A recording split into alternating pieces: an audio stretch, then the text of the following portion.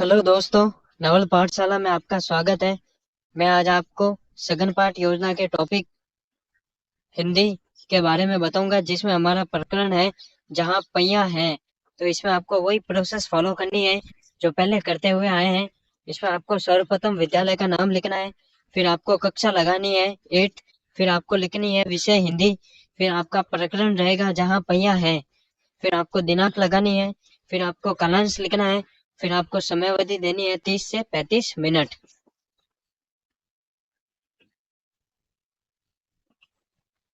फिर हम आगे की और उद्देश्य कथन देखेंगे। उद्देश्य कथन में आपको लिखना है, एक तरफ हमारा उद्देश्य कथन होगा और एक तरफ हमारा अपेक्षित व्यवहारगत परिवर्तन होगा।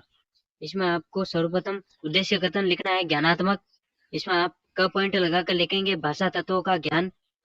इसमें आपको अपेक्षित व्यवहारगत परिवर्तन में लिखना है, पहला हमारा पॉइंट रहेगा विद्यार्थी जहाँ पया है, पाठ में आए नवीन शब्दों का प्रत्यास्मरण एवं प्रत्याभिज्ञान कर सकेंगे। दूसरा आपको पॉइंट लिखना है विद्यार्थी जहाँ पया है, पाठ में प्रयुक्त नवीन शब्द का संश्लेषण कर सकेंगे। फिर आपको दूसरा पॉइंट लिखना है अर्थग्रहणात्मक। इसमें आपको पहला पॉइंट लगाकर लिखना है सुनकर। और अपेक्षित द्वारगत परिवर्तन में आपको लिखना है विद्यार्थी जहाँ पया है, पाठ के शब्दों का अर्थ बता सकेंगे। तो आपके शिक्षण उद्देश्य यहीं पर ही समाप्त होते हैं। फिर हम पूर्व ज्ञान की ओर चलते हैं। पूर्व ज्ञान में आपको लिखना है विद्यार्थी पहिए के बारे में सामान्य जानकारी रखते हैं। फिर आपको प्रस्तावना प्रश्न देना है, यानी आपका पूर्व ज्ञान यहाँ पर समाप्त होता है। फिर आपको प्रस्तावना प्रश्न देना है। प्रस्तावना प्रश्न में आपको लिखना है, पहला हमारा प्रस्तावना प्रश्न है गांवों में बालिकाओं को विद्यालय न भेजने के क्या कारण हो सकते हैं। तो इसमें आपको संभावित उत्तर देने हैं, दूरी, साधन का अभाव। दूसरा हमारा प्रश्न है सरकार ग्रामीण क्षेत्रों की बालिकाओं को अपने घर से विद्यालय आगे आने के लिए क्या साधन दिया है, यानी सरकार ग्रामीण क्षेत्रों की बालिकाओं को अपने घर से विद्यालय आने के लिए क्या साधन दिया है, इसमें आपको बताना है। हमारा आंसर होगा साइकिल। तो आपके प्रस्तावना प्रश्न यहीं पर ही समाप्त होते हैं। फिर हम आगे की ओर चलते हैं। आगे हमारा उद्देश्य कथन होगा। उद्देश्य कथन में आपको लिखना है, अच्छा तो बच्चों आज हम लोग जहाँ पहिया है साइकिल से संबंधित पाठ का विस्तार पूर्वक अध्ययन करेंगे। तो उद्देश्य कथन आपका यहीं पर ही समाप्त होता है। फिर हम प्रस्तुतिकरण देखेंगे। प्रस्तुतिकरण में आपको लिखना है, सर्वप्रथम हमारा एक तरफ शिक्षण बिंदु होगा, फिर छात्र छात्र पे क्रियाएं होगी, फिर छात्र क्रियाएं होगी, फिर आपका श्यामपट सार होगा। तो यहाँ पे आपको शिक्षण बिंदु लिखना है आदर्श वाचन। कोष्टक में आपको लिखना है शुद्ध को नहीं सकते। तो इसमें आपका जो आदर्श वाचन होगा वो है छात्राध्यापक क्रिया में आप लोग लिखेंगे छात्राध्यापक उचित उचार छात्राध्यापक उचित उतार चढ़ाव यथि गति पूर्वक विषय वस्तु का वाचन करेगा। छात्र क्रिया में आपको लिखना है विद्यार्थी मनोयोग पूर्वक पाठ को सुनेंगे तथा पुस्तक में देखेंगे। अनुकरण वाचन में आपको लिखना है छात्राध्यापक वाचन विद्यार्थी को पाठ का अनुकरण वाचन करने का निर्देश देगा। छात्र क्रिया में आपको लिखना है विद्यार्थी निर्देशानुसार पाठ का अनुकरण वाचन करेंगे। फिर आपको तीसरा पॉइंट लिखना है अशुद्ध संशोधन। इसमें आपको लिखना है छात्राध्यापक क्रिया में आपको लिखना है छात्राध्यापक वाचन करते समय अशुद्धि संशोधन कराएगा। छात्र क्रिया में आपको लिखना है कि अशुद्ध संशोधन का अनुकरण वाचन करेंगे। फिर इसमें आपको श्यामपट सार देना है। श्यामपट सार में आपको लिखना है एक तरफ शुद्ध अशुद्ध शब्द होंगे और एक तरफ शुद्ध शब्द होंगे। इसमें आपको दे रखा है शब्द को किस प्रकार लिखा गया है शब्द, फिर प्रतीक को किस प्रकार लिखा गया है, फिर दिक्कत को किस प्रकार लिखा गया है, फिर उपलब्धि को किस प्रकार लिखा गया है, यानी शुद्ध शब्द आपको किस प्रकार लिखा गया है इसके बारे में आपको बताया गया है। तो आपके ये जो शिक्षण बिंदु है वो यहीं पर ही समाप्त होता है। फिर हम इससे रिलेटेड पुनरावृत्ति प्रश्न देखेंगे। पुनरावृत्ति प्रश्न में आपको लिखना है, पहला हमारा पुनरावृत्ति प्रश्न होगा गांवों में बालिकाओं को विद्यालय न भेजने के क्या कारण हो सकते हैं बताइए। तो इसमें आपका पहला पुनरावृत्ति प्रश्न समाप्त होता है। फिर हम दूसरा पुनरावृत्ति प्रश्न देखेंगे, यदि सभी बालिकाओं को साइकिलें मिल जाए तो क्या परिवर्तन हो सकता है, इसके बारे में आपको बताना है। फिर हम मूल्यांकन प्रश्न देखेंगे। मूल्यांकन प्रश्न में आपको लिखना है, पहला हमारा मूल्यांकन प्रश्न होगा साइकिल आंदोलन से पुंडुकोही की महिलाओं के जीवन में कौन कौन से बदलाव आए हैं, तो इसके बारे में आपको बताना है। फिर हमारा दूसरा मूल्यांकन प्रश्न होगा प्रारंभ में इस आंदोलन को चलाने में कौन कौन सी बाधाएं आई, इसके बारे में आपको बताना है। तो आपके मूल्यांकन प्रश्न यहीं पर ही समाप्त होते हैं। फिर हम गृह कार्य की ओर चलते हैं। गृह कार्य में आपको लिखना है, पहला हमारा गृह कार्य है साइकिल को विनम्र सवारी क्यों कहा गया है, स्पष्ट कीजिए। फिर हम आगे सुझाव देंगे। तो आपके ये जो गृह कार्य यहीं पर ही समाप्त होता है। फिर हम इससे रिलेटेड सुझाव देंगे। सुझाव में आपको लिखना है, पहला हमारा सुझाव है पाठ आत्मविश्वास के साथ पढ़ाया जाता है। दूसरा हमारा सुझाव है पाठ योजना अच्छी रही है। तो आपके यहाँ पे जो सुझाव है वो कंप्लीट होते हैं। एक तरफ आपको छात्र अध्यापक हस्ताक्षर करने हैं, फिर पर्यवेक्षक के हस्ताक्षर करवाने हैं। तो आपकी ये जो सघन पाठ योजना वाला जो पहला टॉपिक है जहाँ पहिया है वो समाप्त होता है। फिर हम अगले प्रकरण की ओर चलते हैं। अगले प्रकरण का हमारा जो नाम है वो हमारा रहेगा अकबरी लोटा पूर्वार्ध। तो इसमें हम पहले सर्वप्रथम विद्यालय का नाम लिखेंगे, फिर हम कक्षा लिखेंगे, फिर हम विषय लिखेंगे हिंदी कहानी, फिर हम प्रकरण लिखेंगे। प्रकरण हमारा रहेगा अकबरी लोटा पूर्वार्ध। फिर हम दिनांक लिखेंगे, फिर हम कालांश लिखेंगे, फिर समय अवधि देंगे 35 मिनट। फिर हम अगले वाले पॉइंट पर चलते हैं। अगला हमारा पॉइंट होगा शिक्षण उद्देश्य। शिक्षण उद्देश्य में आपको लिखना है, तो हमारा पहला शिक्षण उद्देश्य होगा ज्ञानात्मक। इसमें आपको 2 पॉइंट बनाकर लिखना है। पहला हमारा पॉइंट है भाषा तत्वों का ज्ञान। दूसरा हमारा पॉइंट है विषय वस्तु का ज्ञान। आपको अपेक्षित द्वारकर परिवर्तन में एक पॉइंट लगाकर लिखना है, विद्यार्थी अकबरी लोटा नामक कहानी के भाव तत्वों का प्रत्याभिज्ञान कर सकेंगे। दूसरा हमारा पॉइंट होगा विद्यार्थी अकबरी लोटा नामक कहानी का प्रत्यास्मरण कर सकेंगे। तीसरा हमारा पॉइंट है विद्यार्थी पाठ के मूल विचार एवं महत्व को समझ सकेंगे। तो शिक्षण उद्देश्य आपके यहीं पर ही समाप्त होते हैं। फिर हम अगले बिंदु पर चलते हैं। जो हमारा अगला बिंदु है वो है पूर्व ज्ञान। पूर्व ज्ञान में आपको लिखना है, विद्यार्थी मुगल शासन अकबर के बारे में सामान्य जानकारी रखते हैं। तो आपका ये पूर्व ज्ञान यहीं पर ही समाप्त होता है। फिर हम प्रस्तावना प्रश्न की ओर देखेंगे। प्रस्तावना प्रश्न में आपको लिखना है, सर्वप्रथम हमारा प्रस्तावना प्रश्न होगा, इसमें हम पहला पॉइंट बनाकर लिखेंगे, हम सभी भोजन में रोटी के साथ क्या खाते हैं। तो इसमें आपको संभावित उत्तर देना है सब्जी। दूसरा हमारा प्रश्न होगा, सब्जी हम कहाँ से लाते हैं। तो इसमें आपको आंसर देना है बाजार से। तीसरा हमारा प्रश्न है, सब्जियां हम लाने के बाद किससे धोते हैं। तो इसमें हमारा आंसर होगा पानी से। तो आपके प्रस्तावना प्रश्न यहीं पर ही कंप्लीट होते हैं। फिर हम उद्देश्य कथन देखेंगे। उद्देश्य कथन में आपको लिखना है, अच्छा तो बच्चों आज हम लोग अन्नपूर्ण निंद वर्मा द्वारा लिखी गई अकबरी लोटा हास्य रस से परिपूर्ण काल्पनिक कहानी के विषय में विस्तार पूर्वक अध्ययन करेंगे। तो आपका उद्देश्य कथन यहीं पर कंप्लीट होता है। फिर हम आगे प्रस्तुतिकरण देखेंगे। प्रस्तुतिकरण में आपको सर्वप्रथम लिखना है आदर्श वाचन। इसमें आपको लिखना है लाला जाऊमल करना चाहिए। इसमें आपको छात्र अध्यापक क्रिया में लिखना है, छात्र अध्यापक उचित उतार चढ़ाव यति गति पूर्वक विषय वस्तु का वाचन करेगा।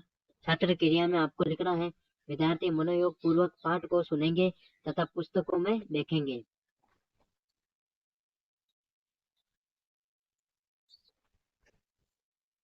फिर हम आगे की ओर चलते हैं। अगला हमारा जो पॉइंट होगा वो है अनुकरण वाचन। अनुकरण वाचन में आपको लिखना है, अनुकरण वाचन का मतलब होता है यानी नकल करना। यानी जिस प्रकार शिक्षक ब्लैक बोर्ड पर पढ़ा था उसी प्रकार विद्यार्थी को पढ़ाना होता है, अनुकरण वाचन कहलाता है। इसमें आप लोग लिखेंगे छात्राध्यापक उचित कुछ विद्यार्थी को पाठ का अनुकरण वाचन करने का निर्देश देगा। यानी छात्राध्यापक उचित विद्यार्थी को पाठ का अनुकरण वाचन करने का निर्देश देगा। फिर आपको छात्र क्रिया में लिखना है, विद्यार्थी मनोयोग निर्देशानुसार पाठ का अनुकरण वाचन करेंगे। तो आपका अनुकरण वाचन यहीं पर समाप्त होता है। फिर हम अशुद्धि संशोधन देखेंगे। अशुद्धि संशोधन होता है कि आपको एक तरफ अशुद्ध शब्द और एक तरफ शुद्ध शब्द लिखने होते हैं और उनमें से आपको शुद्ध शब्द छांटना होता है। यही हमारा अशुद्धि संशोधन कहलाता है। यानी अशुद्ध शब्दों को शुद्ध शब्द लिखना ही अशुद्धि संशोधन कहलाता है। इसमें आप लोग लिखेंगे, छात्र अध्यापक अनुकरण वाचन करते समय आई हुई अशुद्धियों के संशोधन पर ध्यान देगा। फिर आपको छात्र क्रिया में लिखना है, विद्यार्थी अशुद्ध संशोधन का प्रयास करेंगे। इसमें आपको श्यामपट सार में लिखना है, ब्लैक पेन से एक तरफ अशुद्ध शब्द होंगे और एक तरफ शुद्ध शब्द होंगे। तो एक तरफ आपका अशुद्ध शब्द दे रखा है सेकने और एक तरफ शुद्ध शब्द दे रखा है सेकने। जाऊमल दे रखा है, फिर आपको शुद्ध शब्द बता रखा है जाऊमल। तो आपका ये जो श्याम प्रसाद यहीं पर ही कम्प्लीट होता है। देखिए आपके जो श्याम प्रसाद है वो यहीं पर ही कम्प्लीट होता है। फिर हम पुनरावृत्ति प्रश्न देखेंगे। तो आपके जो शिक्षण बिंदु 3 शिक्षण बिंदु दिए हैं। पहला हमारा जो शिक्षण बिंदु था अनुकरण वाचन, फिर अशुद्धि संशोधन और आदर्श वाचन। हमारा जो शिक्षण बिंदु था वो यहीं पर ही कंप्लीट होता है। फिर हम पुनरावृत्ति प्रश्न देखेंगे। पुनरावृत्ति प्रश्न में आपको लिखना है, सर्वप्रथम हमारा पुनरावृत्ति प्रश्न होगा, हम सभी भोजन में रोटी के साथ क्या खाते हैं, बताइए। इसका आपको आंसर देना है। फिर हमारा दूसरा पुनरावृत्ति प्रश्न होगा, सब्जी हम कहाँ से लाते हैं, इसके बारे में बताइए। तीसरा हमारा पुनरावृत्ति प्रश्न होगा, सब्जियां हम लाने के लिए हम किन किन बर्तनों का प्रयोग करते हैं। तो आपके जो पुनरावृत्ति प्रश्न है वो यहीं पर ही कंप्लीट होते हैं। फिर हम मूल्यांकन प्रश्न देखेंगे। मूल्यांकन प्रश्न में आपको दे रखा है, सर्वप्रथम मूल्यांकन प्रश्न हमारा है, बिलवासी जी ने रुपयों का प्रबंध कहाँ से किया था, आपका आंसर बताना है। दूसरा हमारा मूल्यांकन प्रश्न होगा, अंग्रेज ने पुराना लोटा क्यों खरीद लिया, इसका आंसर देना है। तीसरा हमारा मूल्यांकन प्रश्न है, लाला जाऊमल की पत्नी ने कितने रुपयों की मांग की थी, इसके बारे में आपको बताना है।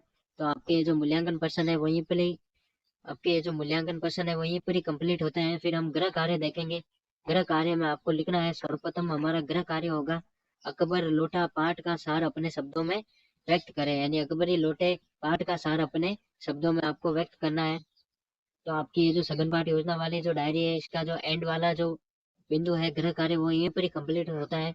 फिर हम इससे रिलेटेड सुझाव देंगे। सुझाव में आपको लिखना है, पाठ योजना सराहनीय है। दूसरा हमारा सुझाव होगा, पाठ योजना पूर्ण आत्मविश्वास के साथ पढ़ाई जाती है। आपको एक तरफ अपने हस्ताक्षर करने हैं और दूसरी तरफ पर्यवेक्षक के हस्ताक्षर करने हैं। तो आपका ये जो अकबरी लोटा वाला जो प्रकरण है वो यहीं पर ही समाप्त होता है। फिर हम अगले प्रकरण की ओर चलेंगे। तो अगला हमारा जो प्रकरण रहेगा वो है, प्रकरण तो वही है लेकिन हमारा पहले पूर्वार्ध था, वो अब हमारा उत्तरार्ध है। यानी प्रकरण का नाम होगा अकबरी लोटा उत्तरार्ध। इसमें आपको वही प्रोसेस फॉलो करनी है जो पहले करते हुए आए हैं। सर्वप्रथम आपको विद्यालय का नाम लिखना है अपनी सघन पाठ योजना डायरी में। फिर कक्षा लगानी है, फिर विषय हिंदी कहानी लिखनी है। फिर हम प्रकरण देंगे। प्रकरण में हमें लिखना है अकबरी लोटा उत्तरार्ध। फिर हम दिनांक लिखेंगे, फिर हम कालांश लिखेंगे, फिर हम समय अवधि देंगे 35 मिनट। फिर हम नीचे हम शिक्षण उद्देश्य देखेंगे। शिक्षण उद्देश्य में आपको लिखना है, सर्वप्रथम हमारा शिक्षण उद्देश्य होगा ज्ञानात्मक। इसमें आपको 2 पॉइंट लिखना है। सर्वप्रथम क पॉइंट आपको लिखना है भाषा तत्वों का ज्ञान। दूसरा हमारा ख पॉइंट होगा विषय वस्तु का ज्ञान। तो इसमें आपको अपेक्षित द्वारगत परिवर्तन में लिखना है। पहला हमारा पॉइंट होगा, विद्यार्थी अकबरी लोटा नामक कहानी के भाषा तत्वों का प्रत्याभिज्ञान कर सकेंगे। दूसरा हमारा जो अपेक्षित द्वारगत परिवर्तन है वो उसमें हम लोग लिखेंगे पॉइंट बनाकर, विद्यार्थी अकबरी लोटा नामक कहानी का प्रत्यास्मरण कर सकेंगे। तो आपके ये जो शिक्षण उद्देश्य है वो यहीं पर कंप्लीट होता है। आपको अपनी सघन पाठ योजना वाली डायरी में शिक्षण उद्देश्य इसी प्रकार से लिखना है। फिर हम पूर्व ज्ञान देखेंगे। पूर्व ज्ञान में आपको लिखना है, विद्यार्थी मुगल शासक अकबर के बारे में सामान्य जानकारी रखते हैं। तो आपका पूर्व ज्ञान यहीं पर ही समाप्त होता है। फिर हम प्रस्तावना प्रश्न देखेंगे। प्रस्तावना प्रश्न में आपको लिखना है, पहले हम प्रश्न लिखेंगे, फिर हम अगली तरफ हम संभावित उत्तर देंगे। तो इसमें सर्वप्रथम हमारा प्रस्तावना प्रश्न होगा, जब लाला जाऊमल की पत्नी ने उसे 250 रुपए मांगे तब उन्होंने क्या कहा। तो इसमें आपको आंसर लिखना है, तब उन्होंने कहा कि मैं 7 दिन में दूंगा। दूसरा हमारा प्रस्तावना प्रश्न है, आगे कहानी का क्या अंत हुआ, इसके बारे में आपको बताना है। तो आपका ये जो संभावित उत्तर में आप लिखेंगे समस्यात्मक प्रश्न। तो आपके ये जो प्रस्तावना प्रश्न है वो यहीं पर ही कंप्लीट होते हैं। फिर हम उद्देश्य कथन देखेंगे। उद्देश्य कथन में आपको लिखना है, छात्रों आज हम लाला जाऊमल व पंडित बिलवासी मिश्र की कहानी अकबरी लोटा, जो कि अन्नपूर्णानंद वर्मा द्वारा लिखित है, उसके बारे में विस्तार पूर्वक अध्ययन करेंगे। तो आपका ये जो उद्देश्य कथन है वो यहीं पर ही समाप्त होता है। फिर हम अपना प्रस्तुतिकरण देंगे जिसमें हम पहले शिक्षण बिंदु लिखेंगे, फिर छात्र छात्र दीपक क्रिया लिखेंगे, फिर छात्र क्रिया लिखेंगे, फिर हम श्यामपट सार देंगे। इसमें हमारा पहला शिक्षण बिंदु होगा आदर्श वाचन, जिसमें दे रखा है पुलिस में चैन की नींद सोए। तो इसमें हम आदर्श वाचन ये होता है कि एक टीचर हमें आदर्श के रूप में प्रस्तुत करता है, यानी हमें ब्लैक बोर्ड पर पढ़ाता है उसी प्रकार हमें पढ़ाना होता है, यानी टीचर हमारे लिए एक आदर्श के रूप में होता है। फिर हम छात्र छात्राध्यापक किराया देंगे। इसमें आपको लिखना है, छात्राध्यापक उचित उतार चढ़ाव यथि गति पूर्वक विषय वस्तु का वाचन करेगा। छात्र क्रिया में आपको लिखना है, फिर विद्यार्थी मनोयोग पूर्वक पाठ को सुनेंगे तथा पुस्तकों में देखेंगे। तो आप इसी तरह से अपना प्रस्तुतिकरण दे सकते हैं। प्रस्तुतिकरण आपका यहीं पर ही समाप्त होता है। फिर हम आगे की ओर चलते हैं। फिर हमला फिर हमारा अगला प्रकरण होगा, यानी हमारा अगला शिक्षण बिंदु होगा अनुकरण वाचन। अनुकरण वाचन का मतलब होता है यानी नकल करना, यानी जिस प्रकार टीचर बताता है समझाता है उसी प्रकार छात्राध्यापक को अनुकरण करना होता है, इसे हम अनुकरण वाचन कहते हैं। छात्राध्यापक क्रिया में हम लोग लिखेंगे अनुकरण वाचन में छात्राध्यापक कुछ विद्यार्थियों को अनुकरण वाचन करने का निर्देश देगा। छात्र क्रिया में हम लोग लिखेंगे विद्यार्थी निर्देशानुसार पाठ का अनुकरण वाचन करेंगे। फिर आपको नीचे अशुद्धि संशोधन देना है। इसमें आपको शुद्ध शब्दों को अशुद्ध शब्दों को शुद्ध शब्दों में लिखना होता है, यही हमारा अशुद्धि संशोधन होता है। इसमें हम लिखेंगे छात्राध्यापक क्रिया में छात्राध्यापक अनुकरण वाचन करते समय आई हुई अशुद्धियों के संशोधन पर ध्यान देंगे। फिर हम छात्र क्रिया में लिखेंगे विद्यार्थी अशुद्धि संशोधन का प्रयास करेंगे। तो आपको इसमें श्यामपुर सार में लिखना है। एक तरफ आपको अशुद्ध शब्द दे रखे हैं और एक तरफ आपको शुद्ध शब्द दे रखे हैं। तो इसमें आपको अशुद्ध शब्द दे रखा है बिलवासी, शुद्ध शब्द दे रखा है बिलवासी, अशुद्ध शब्द दे रखा है नूरजहां, तो शुद्ध शब्द होगा आपका नूरजहां। आपके ऊपर चंद्र बिंदु लग जाएगा, नूरजहां के ऊपर चंद्र बिंदु लग जाएगा। तो हमारे ये जो शिक्षण उद्देश्य है वो यहीं पर ही कंप्लीट होते हैं, यानी शिक्षण बिंदु यहीं पर ही कंप्लीट होते हैं। फिर हम पुनरावृत्ति प्रश्न देखेंगे। पुनरावृत्ति प्रश्न में आपको लिखना है, सर्वप्रथम हमारा पुनरावृत्ति प्रश्न होगा। पहला हम पुनरावृत्ति प्रश्न लिखेंगे, जब लाला जाऊमल की पत्नी ने उनसे 250 रुपए मांगे तब उन्होंने क्या कहा, इसमें आपको आंसर देना है। फिर हमारा दूसरा पुनरावृत्ति प्रश्न है, पंडित बिलवासी मिश्र कौन था, इसके बारे में आपको बताना है। तो आपके पुनरावृत्ति प्रश्न यहीं पर ही कंप्लीट होते हैं। फिर हम मूल्यांकन प्रश्न की ओर चलते हैं। मूल्यांकन प्रश्न में आपको सर्वप्रथम मूल्यांकन प्रश्न देना है, जहांगीरी अंडा क्या था, तो इसमें आपको आंसर लिखना है। फिर हम दूसरा मूल्यांकन प्रश्न देखेंगे, हमारे पूर्वजों ने पानी पीने के कौन कौन से नियम बनाए थे, तो इसमें आपको आंसर देना है। तीसरा हमारा आंसर पुनरावृत्ति प्रश्न होगा, इसमें आपको दे रखा है वजू क्या होता है, इसमें आपको बताना है। तो आपके मूल्यांकन प्रश्न ये पर कंप्लीट होते हैं। फिर हम गृह कार्य की ओर चलते हैं। गृह कार्य में आपको लिखना है, क्या अपने स्वार्थ हेतु किसी को मूर्ख बनाना उचित है, तो इसमें आपको आंसर बताना है। गृह कार्य आपका ये पर ही समाप्त होता है, यानी आपको सघन पाठ योजना का एंड वाला जो बिंदु है वो गृह कार्य आपको लिखकर कंप्लीट कर देना है। फिर हम सुझाव देंगे। सुझाव के बारे में आप पहला सुझाव देंगे, पाठ आत्मविश्वास के साथ पढ़ाया जाता है। दूसरा हम सुझाव देंगे, पाठ योजना अच्छी रही है। तो एक तरफ हम छात्राध्यापक के हस्ताक्षर करेंगे और दूसरी तरफ हम पर्यवेक्षक के हस्ताक्षर करवाएंगे। इसी प्रकार हम अपनी सघन पाठ योजना वाली डायरी को पूर्ण करेंगे। तो आपका ये जो अकबरी लोटा है उत्तरार्ध वाला टॉपिक वो यहीं पर ही कंप्लीट होता है। फिर हम अगले प्रकरण की ओर चलेंगे। अगला हमारा प्रकरण रहेगा सूरदास के पद। विषय हमारा हिंदी, कोष्टक में हम लोग लिखेंगे पद्य। तो इसमें आपको वही प्रोसेस फॉलो करनी है जो हम पहले करते हुए आए हैं। सर्वप्रथम आपको विद्यालय का नाम, फिर आपको कक्षा 8, फिर आपको विषय हिंदी, कोष्टक में आपको पद्य लिखना है। फिर आपको प्रकरण लिखना है सूरदास के पद, दिनांक लगानी है, कालांश लगानी है और समयावधि 35 मिनट लिखनी है। फिर हम आगे शिक्षण उद्देश्य की ओर चलेंगे। शिक्षण उद्देश्य में आपको लिखना है, सर्वप्रथम हमारा शिक्षण उद्देश्य होगा ज्ञानात्मक। इसमें आपको क पॉइंट लगा के लिखना है भाव पक्ष, फिर आपको ख पॉइंट लगा के लिखना है कला पक्ष। तो इसमें आपको अपेक्षित द्वारगत परिवर्तन में लिखना है। सर्वप्रथम पहला पॉइंट लगाकर विद्यार्थी पाठ्यांश में प्रयुक्त भाषा तत्वों का पत्याभिज्ञान एवं पत्यास्मरण कर सकेंगे, जैसे काडत, नहा, वत, बेनी, गोरस। दूसरा हमारा शिक्षण उद्देश्य होगा अर्थ ग्रहणात्मक। इसमें आपको क पॉइंट लगा के लिखना है सुनकर अर्थ ग्रहण करना। तो इसमें हम अपेक्षित द्वारगत परिवर्तन में लिखेंगे, विद्यार्थी ग्रहणशीलता की मन स्थिति बनाए रखते हुए प्रस्तुत कवितांश को शिष्टाचार पूर्वक सुन सकेंगे। तो आपके ये जो शिक्षण उद्देश्य हैं वो यहीं पर ही कंप्लीट होते हैं। फिर हम पूर्व ज्ञान की ओर चलेंगे। पूर्व ज्ञान में आपको लिखना है, पूर्व विद्यार्थी श्री कृष्ण की बाल छवि के बारे में सामान्य जानकारी रखते हैं। तो आपका यहाँ पे पूर्व ज्ञान समाप्त होता है। फिर हम प्रस्तावना प्रश्न की ओर चलेंगे। प्रस्तावना प्रश्न में आपको लिखना है, प्रस्तुत पंक्तियां किस कवि द्वारा रचित हैं, तो इसमें आपको आंसर लिखना है। संभावित उत्तर में आपको लिखना है सूरदास जी द्वारा। फिर आपका दूसरा प्रश्न होगा प्रस्तावना प्रश्न, सूरदास जी ने हरि किसे कहा है, इसके बारे में आपको आंसर देना है। तो हमारा संभावित उत्तर होगा श्री कृष्ण को। तीसरा हमारा प्रस्तावना प्रश्न है, इस पद्यांश में कवि ने श्री कृष्ण के किस रूप का वर्णन किया है, तो इसमें आपको संभावित उत्तर देना है गायों का। तो आपके जो प्रस्तावना प्रश्न है वो यहीं पर ही कंप्लीट होते हैं। फिर हम उद्देश्य कथन देखेंगे। उद्देश्य कथन में आपको लिखना है, अच्छा बच्चों, आज हम लोग सूरदास के पदों का विस्तार पूर्वक अध्ययन करेंगे। आपका ये उद्देश्य कथन यही पर कंप्लीट होता है। फिर हम प्रस्तुतिकरण देंगे। प्रस्तुतिकरण में आपको वही प्रोसेस फॉलो करनी है जो पहले करते हुए आए हैं। शिक्षण बिंदु लिखेंगे, फिर हम छात्र छात्र पे क्रिया लिखेंगे, फिर छात्र क्रिया देंगे, फिर श्यामपट सार देंगे। तो इसमें आपको सर्वप्रथम शिक्षण बिंदु लिखना है। तो इसमें आपको सस्वर वाचन में आपको लिखना है।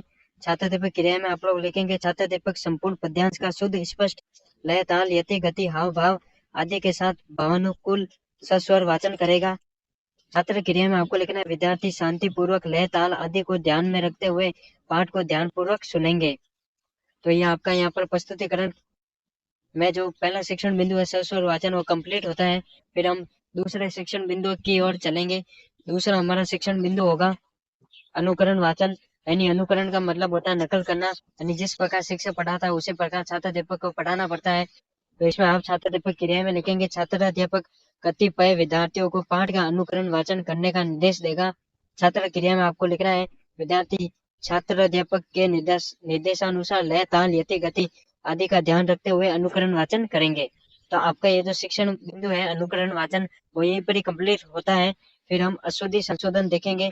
अशुद्धि संशोधन में आपको लिखना है तीसरा हमारा पॉइंट होगा ये अशुद्धि संशोधन होता है कि अशुद्ध शब्दों को शुद्ध करके बताना। तो इसमें आपका लिखना है छात्र दीपक अशुद्ध उच्चारित शब्दों का शुद्ध उच्चारण का अभ्यास कराएगा। छात्र क्रिया में आपको लिखना है विद्यार्थी शब्दों का शुद्ध उच्चारण करने का अभ्यास करेंगे। फिर आपको आगे श्यामपट सार देना है। श्यामपट सार में आपको एक तरफ अशुद्ध शब्द और दूसरी तरफ शुद्ध शब्द लिखना है। तो इसमें आपका पहला अशुद्ध शब्द है लंबी। तो इसमें आपको सबसे शुद्ध शब्द दे रखा है लंबी। फिर आपको आगे दे रखा है दोपहर। फिर आपको शुद्ध शब्द दे रखा है दोपहर। तो यहाँ पे आपका जो श्यामपट सार है वो कंप्लीट होता है। यानी शिक्षण उद्देश्य के जो बिंदु है तीनों वो यहीं पर कंप्लीट होते हैं। फिर हम आगे पुनरावर्ती प्रश्न देखेंगे। पुनरावर्ती प्रश्न में आपको लिखना है सर्वप्रथम हमारा पुनरावर्ती प्रश्न होगा प्रस्तुत पंक्तियां किस द्वारा यानी प्रस्तुत पंक्तियां किसके द्वारा रचित है इसमें आपको आंसर बताना है। फिर हम दूसरा प्रश्न देखेंगे सूरदास जी ने हरि किसे कहा है बताइए। तीसरा हमारा पुनरावर्ती प्रश्न होगा इस पद्यांश में श्री कृष्ण किसको पुकारते हैं इसके बारे में आपको बताना है। तो आपके जो पुनरावर्ती प्रश्न है वो ये पर ही कंप्लीट होता है। फिर हम मूल्यांकन प्रश्न की ओर चलेंगे। मूल्यांकन प्रश्न में आपको सर्वप्रथम मूल्यांकन प्रश्न देना है बालक श्री कृष्ण किस लोभ के कारण दूध पीने के लिए तैयार हुए। तो इसमें आपको आंसर बताना है। फिर हमारा दूसरा मूल्यांकन प्रश्न होगा श्री कृष्ण अपनी चोटी के विषय में क्या सोच रहे थे। तो इसमें आपको आंसर देना है। तो आपके ये जो मूल्यांकन प्रश्न है वो यहीं पर ही कंप्लीट होता है। फिर हम गृह कार्य की ओर चलेंगे जो हमारा सघन पाठ योजना का एंड वाला जो बिंदु है। इसमें गृह कार्य में आपको लिखना है मक्खन चुराते और खाते समय श्री कृष्ण थोड़ा सा मक्खन बिखरा क्यों देते हैं। तो इसके बारे में आपको बताना है। फिर हम नीचे सुझाव देंगे। सुझाव में आपको लिखना है पाठ योजना सराहनीय है। दूसरा हमारा सुझाव होगा पाठ योजना पूर्ण आत्मविश्वास के साथ पढ़ाई जाती है। तो इसमें आपको एक तरफ अपने स्वयं के हस्ताक्षर करने हैं और दूसरी तरफ पर्यवेक्षक के हस्ताक्षर करवाने हैं। तो इसी तरह से आपका ये जो श्री कृष्ण वाला जो टॉपिक है वो यहीं पर कंप्लीट होता है। और आपको अपने सघन पाठ योजना वाली डायरी में इसी प्रकार से ये प्रकरण लिखना है। फिर हम अगले प्रकरण की ओर चलते हैं। अगला प्रकरण हमारा रहेगा पानी की कहानी पूर्वार्ध। यानी ये हमारे हिंदी विषय का टॉपिक है और ये गद्य वाला टॉपिक है। इसमें आपको वही प्रोसेस फॉलो करनी है जो आप सर्वप्रथम पहले करते हुए आए हैं। इसमें आपको लिखना है विद्यालय का नाम लिखना है, फिर कक्षा लिखनी है, फिर विषय आपको हिंदी लिखनी है गद्य, फिर हम दिनांक देंगे, फिर हम कालांश लिखेंगे, फिर हम समयावधि लिखेंगे। समयावधि में आपको 35 मिनट देनी है। फिर हम शिक्षण उद्देश्य देखेंगे। इस प्रकरण से रिलेटेड शिक्षण उद्देश्य में आपको लिखना है सर्वप्रथम आपको ज्ञानात्मक लिखना है। ज्ञानात्मक में हमारा पहला पॉइंट होगा भाषा तत्वों का ज्ञान। तो इसमें आपको लिखना है विद्यार्थी पानी की कहानी में प्रयुक्त भाषा तत्वों का प्रत्याभिज्ञान एवं प्रत्यास्मरण कर सकेंगे। दूसरा हमारा शिक्षण उद्देश्य होगा अर्थग्रहणात्मक। अर्थग्रहणात्मक में आपको लिखना है सुनकर अर्थ ग्रहण करना। ये हमारा एक पॉइंट होगा। इसमें आपको अपेक्षित द्वारागत परिवर्तन में लिखना है विद्यार्थी पानी की कहानी पाठ में प्रयुक्त कठिन शब्दों का शुद्ध उच्चारण कर सकेंगे। तो आपके जो शिक्षण उद्देश्य है वो यहीं पर ही कंप्लीट होते हैं। फिर हम पूर्व ज्ञान की ओर चलेंगे। पूर्व ज्ञान में आपको लिखना है विद्यार्थी पानी की कहानी के बारे में सामान्य जानकारी रखते हैं, तो आपका ये जो पूर्व ज्ञान वाला जो बिंदु है वो यहीं पर ही समाप्त होता है। फिर हम प्रस्तावना प्रश्न देखेंगे इस प्रकरण से रिलेटेड। तो इसमें हमारा पहला प्रस्तावना प्रश्न होगा, हमें जीवित रहने के लिए किन किन वस्तुओं की आवश्यकता होती है। तो इसमें आपको संबंधित उत्तर में दे रखा है, भोजन, हवा, पानी, घर, वस्त्र इत्यादि। फिर हम दूसरा प्रस्तावना प्रश्न देखेंगे, हमारे शरीर में पानी कितने प्रतिशत है। इसमें आपको संभावित उत्तर देना है 75%, यानी 75%। तो आपके जो प्रस्तावना प्रश्न है वो यहीं पर ही कंप्लीट होते हैं। फिर हम उद्देश्य कथन देखेंगे। उद्देश्य कथन में आपको लिखना है, अच्छा बच्चों, आज हम लोग पानी की कहानी का विस्तार पूर्वक अध्ययन करेंगे। तो आपका ये जो उद्देश्य कथन है वो यहीं पर ही खत्म होता है। फिर हम प्रस्तुतिकरण देंगे। प्रस्तुतिकरण में वही प्रोसेस फॉलो करनी है। सर्वप्रथम आपको शिक्षण बिंदु लिखना है, फिर छात्र छात्राध्यापक क्रियाएं देनी है, फिर छात्र क्रियाएं बतानी है और एंड में आपको सैंपल सार बताना है। तो इसमें आपको आदर्श वाचन आपको लिखना है, यानी इसमें हम एक शिष्य को आदर्श के रूप में मानते हैं। तो इसमें आप छात्राध्यापक क्रिया में लिखेंगे, छात्राध्यापक प्रस्तुत गद्यांश का उचित गति पूर्वक स्वाराघात, बलाघात एवं विराम चिन्हों आदि का ध्यान रखते हुए आदर्श वाचन करेगा। छात्र क्रिया में आपको लिखना है, विद्यार्थी ध्यान पूर्वक सुनेंगे। तो आपका ये जो प्रस्तुतिकरण है वो यहीं पर ही समाप्त होता है। फिर हम अगले बिंदु की ओर चलते हैं। अगला बिंदु हमारा है अनुकरण वाचन। अनुकरण वाचन में आपको लिखना है, यानी अनुकरण का मतलब होता है नकल करना, यानी टीचर की नकल करना, यानी टीचर जैसा पढ़ा रहा है वैसे ही छात्र अध्यापक को पढ़ाना, यानी टीचर जैसा पढ़ाता है वैसा ही छात्र अध्यापक पढ़ाता है। इसमें आपको लिखना है, छात्र अध्यापक क्रिया में छात्र अध्यापक विद्यार्थियों द्वारा पाठ का अनुकरण वाचन करने का निर्देश देगा। छात्र क्रिया में आपको लिखना है, विद्यार्थी निर्देशानुसार विषय वस्तु का अनुकरण वाचन करेंगे।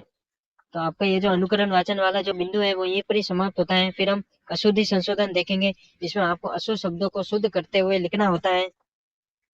फिर आपको अशुद्धि संशोधन में लिखना है, छात्राध्यापक विभिन्न प्रविधियों द्वारा अनुकरण वाचन के समय हुए अशुद्ध उच्चारण का संशोधन करवाएगा।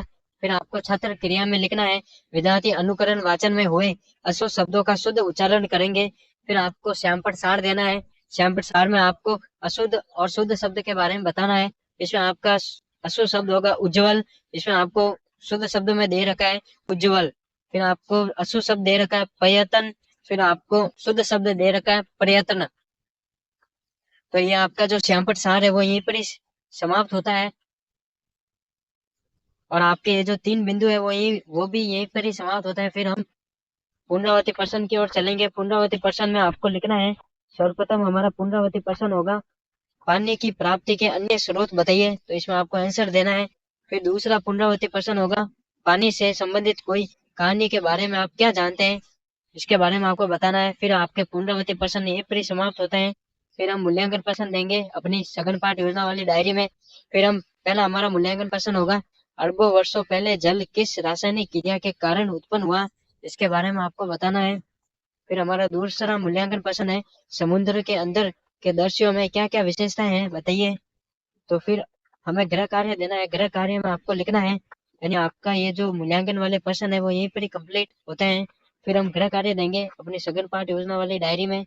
गृह कार्य में आपको लिखना है, पानी की कहानी के आधार पर पानी के जन्म और जीवन यात्रा का वर्णन अपने शब्दों में कीजिए।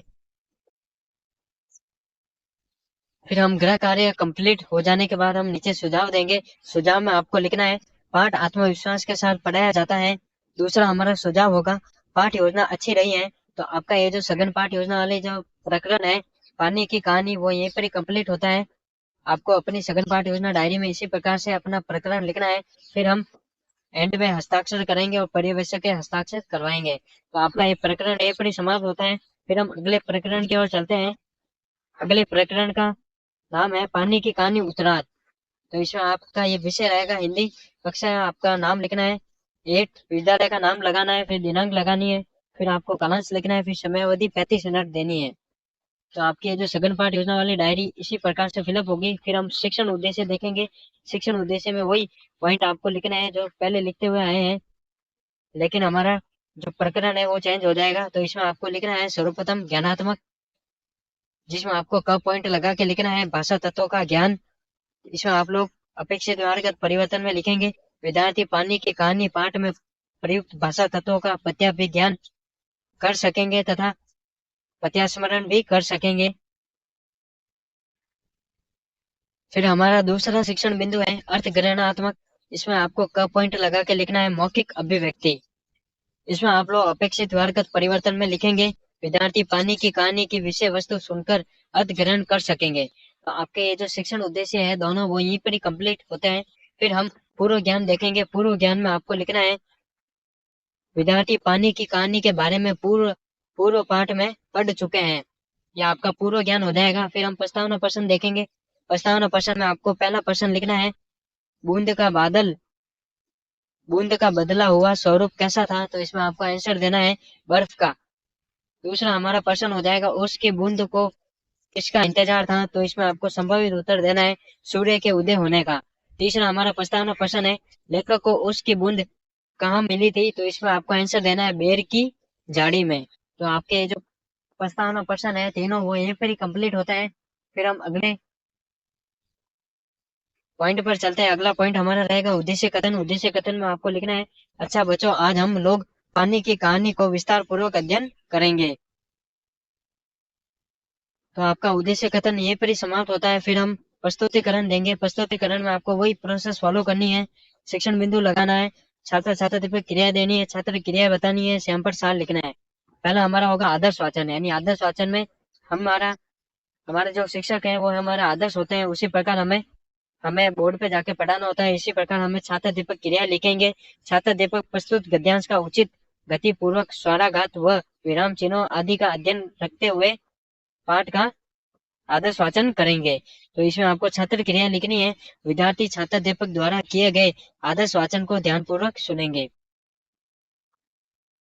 फिर हम अगले शिक्षण बिंदु पर चलते हैं। अगला हमारा शिक्षण बिंदु होगा अनुकरण वाचन करना। अनुकरण का मतलब होता है की नकल करना। यानी शिक्षक जैसा पढ़ाए वैसे ही छात्र दीपक को पढ़ाना है। उसी को समझाते हुए आगे अपनी पाठ योजना जारी रखनी है। तो इसमें आप छात्र दीपक क्रिया लिखेंगे। छात्र दीपक कतिपय विद्यार्थियों को पाठ का अनुकरण वाचन करने का निर्देश देगा। छात्र क्रिया में आपको लिखनी है विद्यार्थी निर्देशानुसार विषय वस्तु का अनुकरण वाचन करेंगे। फिर हम अशुद्धि संशोधन देखेंगे। अशुद्धि संशोधन ये होता है कि इसमें आपको अशुद्ध शब्दों को शुद्ध शब्द करके लिखना होता है। फिर हम इसमें हम लिखेंगे अशुद्धि संशोधन में छात्र दीपक विद्यार्थी द्वारा अनुकरण वाचन के समय हुए अशुद्ध उच्चारण का संशोधन करवाएगा। फिर हम छात्र क्रिया में लिखेंगे विद्यार्थी अनुकरण वाचन में आए हुए अशुद्ध शब्दों का शुद्ध उच्चारण करेंगे। फिर हम श्यामपट सार देखेंगे। श्यामपट सार में आपको लिखना है एक तरफ आपके अशुद्ध शब्द होंगे और एक तरफ शुद्ध शब्द होंगे। इसमें हम अशुद्ध शब्द में लिखेंगे हृदय, तो हम शुद्ध शब्द में लिखेंगे हृदय। फिर हम अशुद्ध शब्द होगा दर्शय, तो हमारा शुद्ध शब्द हो जाएगा दृश्य। तो इस प्रकार हमारा श्यामपट सार कंप्लीट होता है। और अशुद्धि संशोधन, अनुकरण वाचन और आदर्श वाचन भी हमारे जो शिक्षण बिंदु है वो यहीं पर कंप्लीट होते हैं। फिर हम इससे रिलेटेड पुनरावृत्ति प्रश्न देखेंगे। पुनरावृत्ति प्रश्न में आपको लिखना है तो हमारा पहला पुनरावृत्ति प्रश्न होगा बूंद का बदला हुआ स्वरूप कैसा था, इसके बारे में आपको बताना है। दूसरा हमारा पुनरावृत्ति प्रश्न है ओस की बूंद को किसका इंतजार था, इसके बारे में आपको बताना है। फिर हम मूल्यांकन प्रश्न देखेंगे। मूल्यांकन प्रश्न में आपको लिखना है पहला हमारा मूल्यांकन प्रश्न होगा बूंद ने लेखक से क्या प्रार्थना की, इसके बारे में आपको बताना है। दूसरा हमारा मूल्यांकन प्रश्न है बूंद के बाहर आने पर उसके साथ निराशा क्यों होने लगी, तो इसमें आपको आंसर देना है। फिर हमारा तीसरा मूल्यांकन प्रश्न होगा कमर कसना मुहावरे का क्या अर्थ है, इसके बारे में आपको बताना है। तो आपके ये जो मूल्यांकन प्रश्न है तीनों वे यहीं पर ही समाप्त होता है। फिर हम गृह कार्य देखेंगे जो हमारे सघन पाठ योजना का एंड वाला बिंदु है। इसमें हम देखेंगे पहला हमारा जो गृह कार्य आपको लिखना है उसकी बूंद की तरह अन्य कोई कहानी याद करने वाली कक्षा में सुनाइए। यानी उसकी बूंद की तरह अन्य कोई दूसरी कहानी अपनी कक्षा में सुनानी है, उसके बारे में आपको दे रखा है। फिर हम सुझाव देंगे। सुझाव में आपको लिखना है पहला हमारा सुझाव होगा पाठ योजना सराहनीय है। दूसरा हमारा सुझाव है पाठ योजना पूर्ण आत्मविश्वास के साथ पढ़ाई जाती है। तो आपका ये जो उसके बूंद वाला जो टॉपिक है वो यहीं पर ही कंप्लीट होता है। एक तरफ आपको हस्ताक्षर करने हैं अपने स्वयं के, फिर पर्यवेक्षक के हस्ताक्षर करवाने हैं। इसी तरह से आपको अपनी सघन पाठ योजना की डायरी फिलअप करनी है। अच्छा तो दोस्तों आपको ये वीडियो कैसी लगी बताना, लाइक करना, कमेंट करना, शेयर करना एंड इसी तरह की वीडियो पाने के लिए चैनल को सब्सक्राइब कीजिए। Thank you, have a nice day. आप मेरी सेकंड पार्ट योजना वाली जो हिंदी की जो डायरी है वो देख सकते हैं, यानी जो लेसन प्लान है वो देख सकते हैं किस तरह मैंने बनाए हैं। आपको भी इसी तरह से बनाने हैं।